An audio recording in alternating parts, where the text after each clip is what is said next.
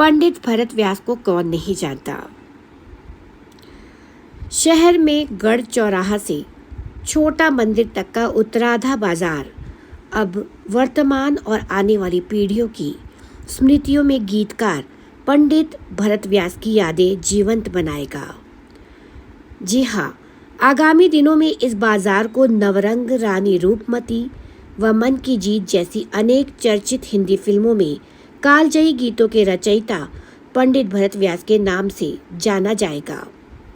नगर परिषद प्रशासन वर्तमान में चल रहे पंडित व्यास के जन्म शताब्दी पर शहर को ये बड़ी सौगात देने जा रहे हैं। इसके लिए गत दिनों हुई नगर परिषद की साधारण सभा की बैठक में प्रस्ताव पारित कर कार्रवाई शुरू की जा चुकी है। पंडित व्यास ने अपने गीतों और अभिनय के दम पर चूरू को फिल्म जगत ही नहीं बल्कि देश भर में पहचान दी थी।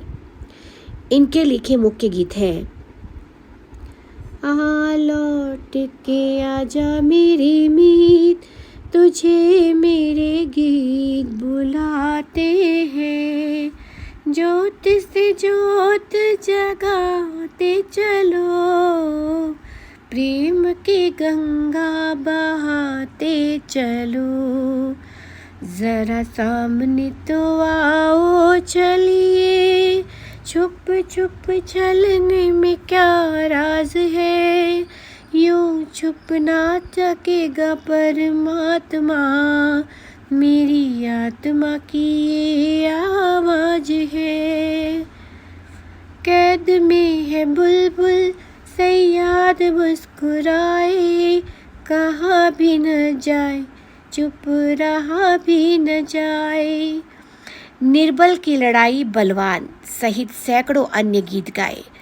1956 में इनको सर्वश्रेष्ठ गीत का पुरस्कार भी मिला, जो कि निर्बल की लड़ाई बलवान के लिए मिला था।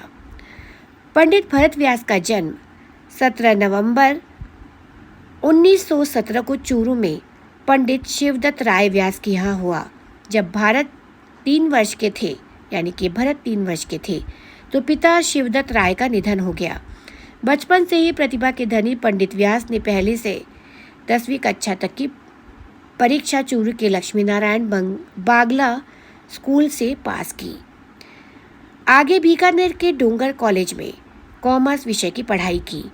चूरू में वे लगातार मंचों पर सक्रिय रहे। उन्होंने रामू चन्ना व ढोला मरवड़ नाटक लिखे और इनमें अभिनय भी किया। सन 1962 से 63 तक चूरू में इनका आना जाना भी लगा रहा। देश विदेश में चूरू को पहचान दिलाने वाले गीतकार पंडित भरत व्यास के नाम से शहर में मार्ग का नामकरण किया जाना नगर परिषद का सराहनीय कदम है। शहर को साहित्य, संगीत व लोक संस्कृति के रूप में पहचान देने वाले ऐसे अन्य लोगों के नामों को भी चिरस्थायी बनाने की दिशा में भी काम किया जाना चाहिए।